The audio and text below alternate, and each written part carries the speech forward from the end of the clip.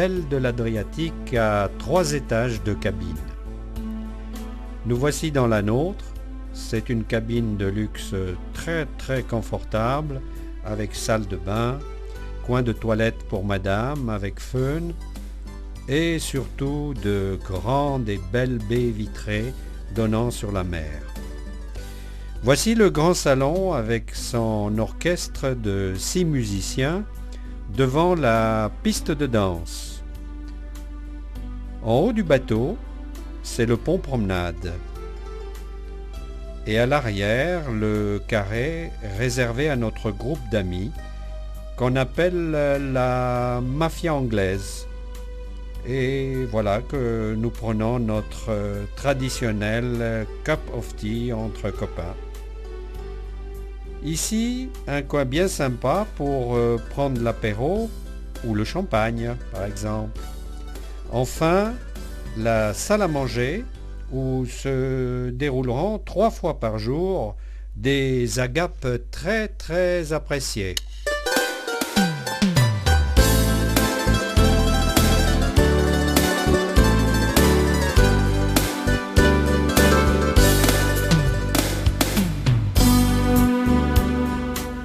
Notre voyage va débuter ici par la visite d'une des plus belles cités au monde qui s'appelle Dubrovnik. Sa devise est « La liberté ne se vend pas pour tout l'or du monde ». Le patron protecteur de la ville, Saint Blaise, nous accueille solennellement à l'entrée et notre guide nous invite à la suivre dans les ruelles, monastères et autres lieux sacrés.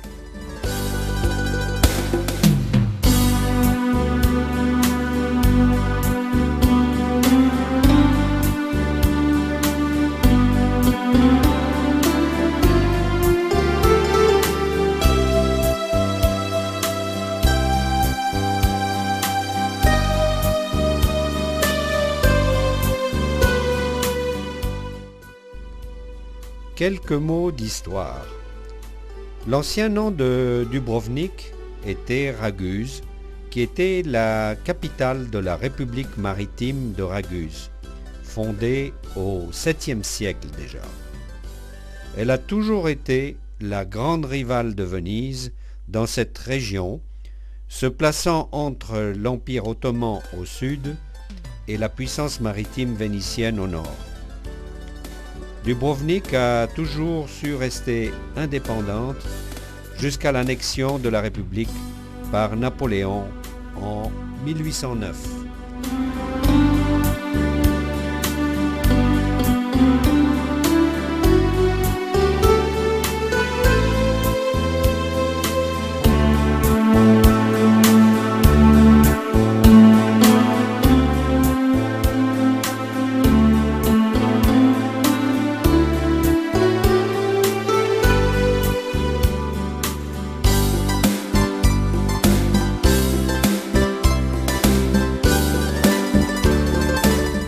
Dans l'histoire récente, on retiendra qu'en 1992, la ville de Dubrovnik a été la cible de tir de l'armée serbo-monténégrine, détruisant une partie de la ville.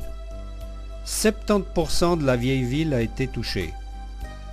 La restauration des toitures a été problématique, les matériaux traditionnels n'étant plus disponibles en quantité suffisante. Les anciennes tuiles furent ainsi progressivement remplacées par de nouvelles, bâtiment par bâtiment. Ces nouvelles tuiles proviennent d'une fabrique de Toulouse. Nous allons poursuivre notre balade sur les remparts de cette belle ville.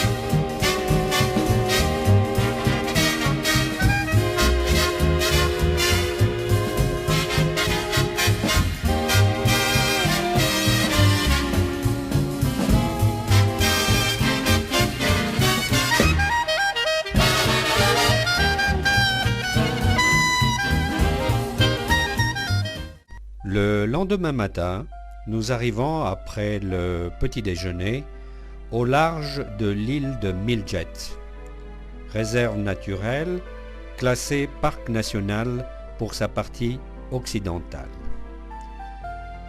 Sur l'île se trouvent 2 lacs salés reliés à la mer, le Malo au petit lac et le Veliko, grand lac, relié par un détroit qu'on verra plus tard.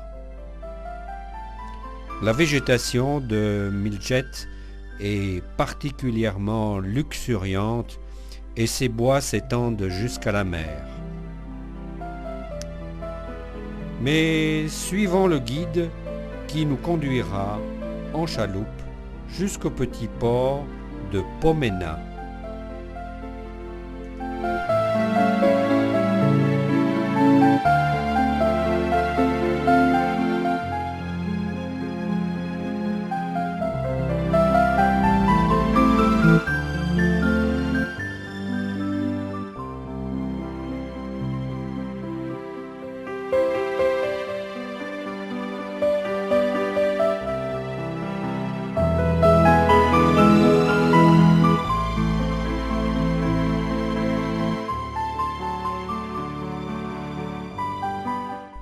Sur le grand lac Veliko, nous embarquons dans ce petit bateau qui nous déposera 10 minutes plus tard sur une petite île interne au lac appelée l'île Sainte-Marie, sur laquelle a été construit au XIIe siècle un monastère de bénédictins.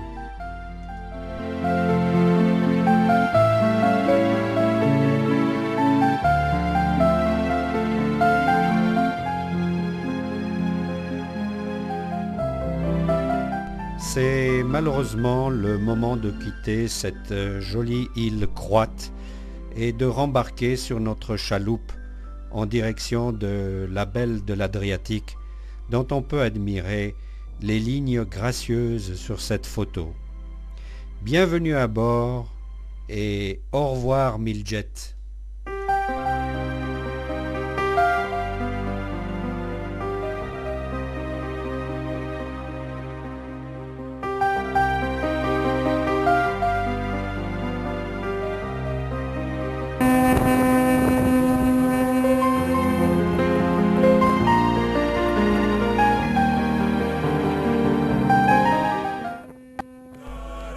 Après le lunch, nous arrivons à Korčula, à 30 km environ de Miljet. Sa forteresse date du XIVe siècle et cette cité est un véritable musée en plein air, comme le rappelle notre guide. Nous voici maintenant à l'entrée de la vieille ville, devant la porte de terre ferme, avec son escalier, pont et sa tour carrée du XIIIe siècle. Voici aussi l'Arc de Triomphe qui date de 1650 et la coupole de la cathédrale Saint-Marc à l'intérieur de laquelle on trouve des joyaux de l'art baroque.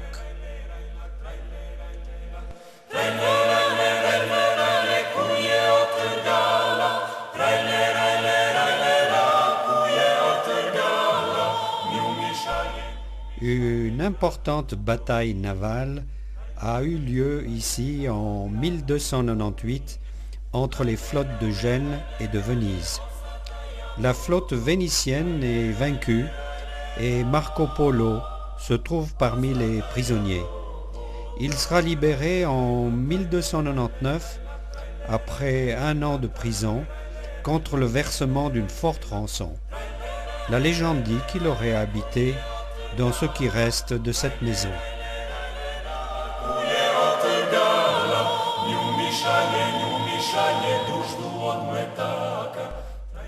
Le soir, après le dîner médiéval croate à bord, nous redescendons du bateau pour assister à une soirée folklorique dans la salle des fêtes de Korčula.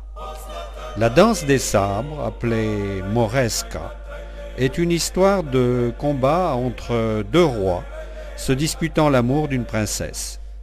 Le combat a lieu à couteau tiré, puis-je dire, entre les rouges et les noirs, et c'est les rouges qui gagnent car le rouge symbolise l'amour.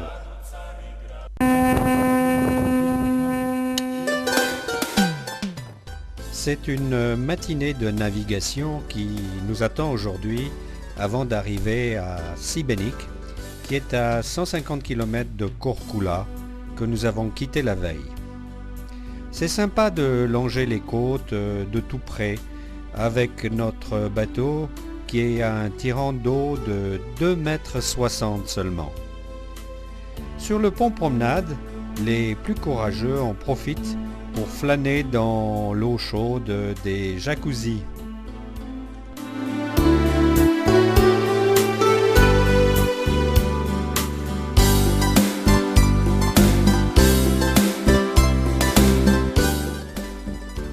Nous débarquons à Šibenik et partons en excursion dans la magnifique réserve naturelle de Kirka.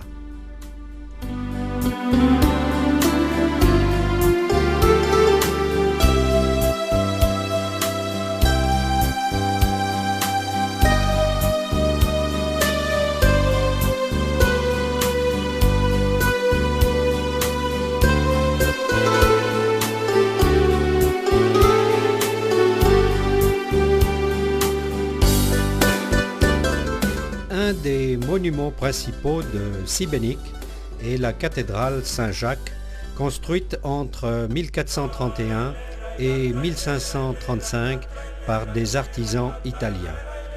C'est donc plus de 100 ans qui furent nécessaires pour achever cet édifice et on voit ici des têtes de notables locaux sculptées sur la façade. Mais entrant à l'intérieur et découvrant cette cathédrale, inscrite en 2000 au patrimoine mondial de l'UNESCO. La voûte en pierre fut construite sans charpente, mais avec une nouvelle méthode d'assemblage, sans joint, à l'aide de dalles de pierre taillées sur mesure et insérées dans les arcs. On voit le résultat photographié par notre ami Claude. Mais allons flâner un peu dans les ruelles avant de retourner au bateau qui va bientôt quitter Šibenik.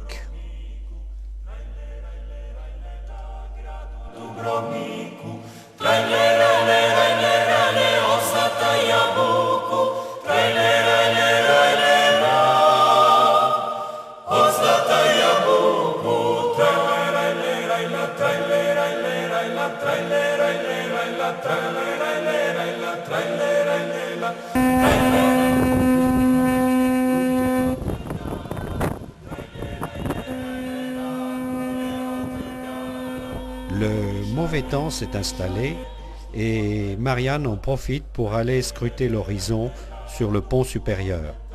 La côte n'est pas loin et le spectacle est à la hauteur de l'événement.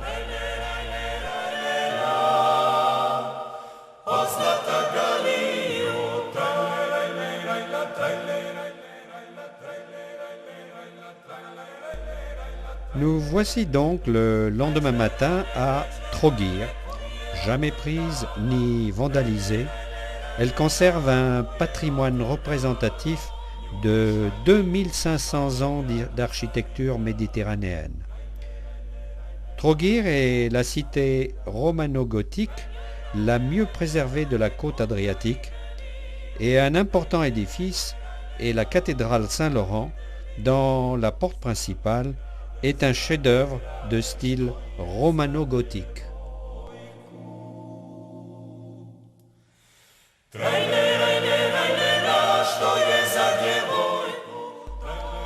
Le soir à bord, après le dîner dalmate, nous sommes invités au salon pour écouter un célèbre chœur croate, l'ensemble Klapa.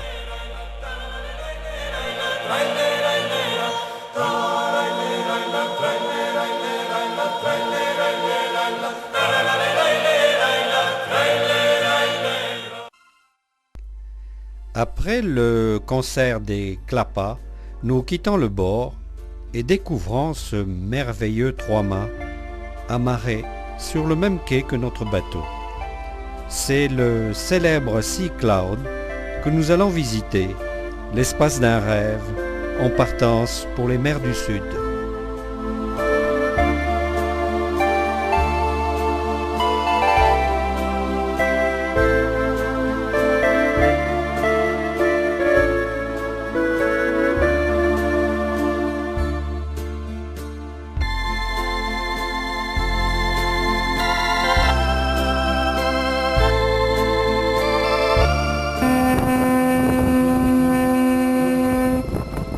La sirène un peu jalouse de notre belle de l'Adriatique nous extirpe de notre rêve pour nous emmener à Hvar, où la pluie nous attend hélas.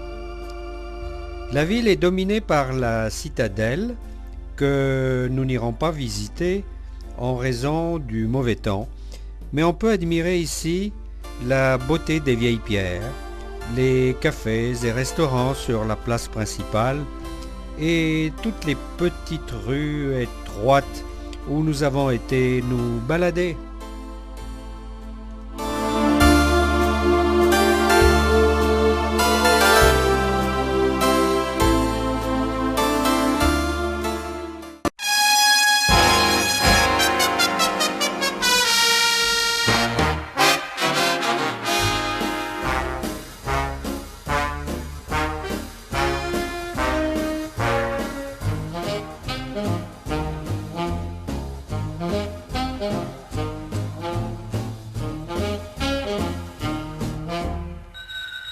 Pennsylvania 6, 5,000!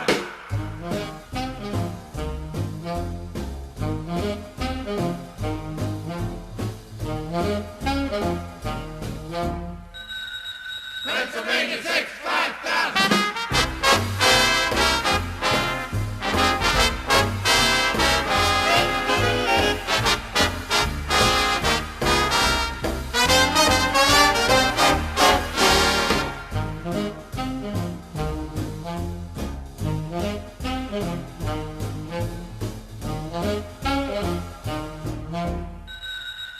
Pennsylvania 6, 5,000!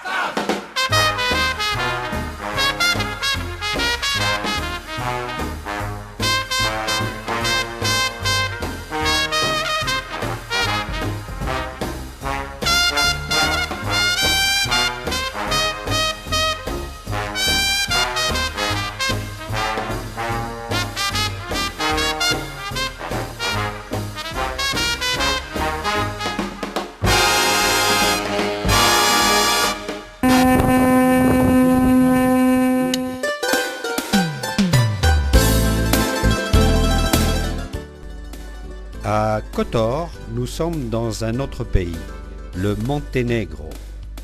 Les Bouches de Kotor sont considérées comme le fjord européen le plus méridional. Et la ville de Kotor se trouve en bas à droite où on voit la main de notre guide.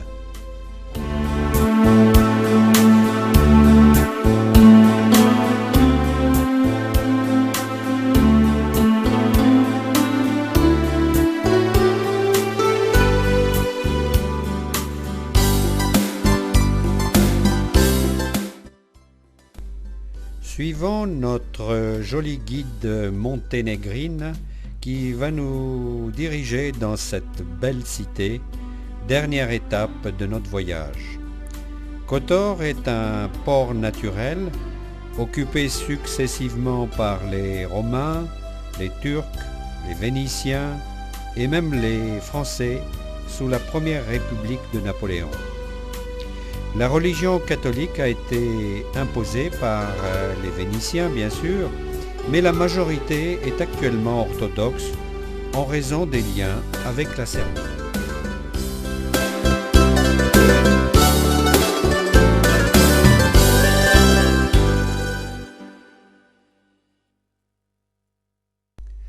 Au musée de Kotor, j'ai beaucoup apprécié ces maquettes de caravelles de la République maritime de Venise, ou ce galion qui va nous donner envie de mettre les voiles maintenant vers ces célèbres bouches de Kotor.